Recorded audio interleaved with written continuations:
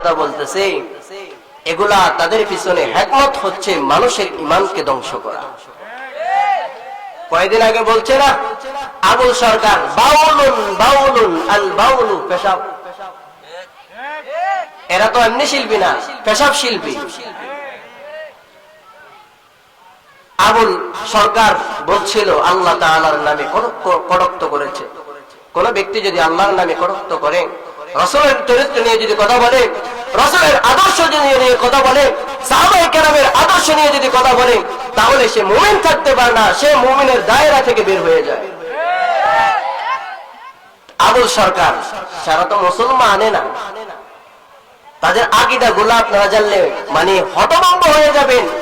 এই সমস্ত বাউল শিল্পীদেরকে পাওয়া যায় উত্তরবঙ্গের দিকে, এই সাইডে কম, ওই সাইডে বেশি। এই সমস্ত নাস্তিক গুলা, মুসলমান নামদারি বেঈমান গুলা কানের আসর করে মানুষদেরকে কোরআন শোনাচ্ছে, হাদিস শোনাচ্ছে। এদের পিছনে হিকমত হচ্ছে, এদের পিছনে কাজ করতেছে ইহুদি খ্রিস্টানের দালালরা।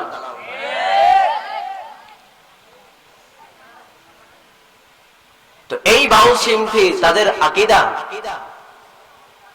জঘন্যতম আকীদা। তারা জিনা জিনা জিনা সম্পর্কে কোরআনের মধ্যে হারাম, রাসূল সাল্লাল্লাহু আলাইহি ওয়াসাল্লাম হারাম ঘোষণা দিলেন। সেই জিনাটাকে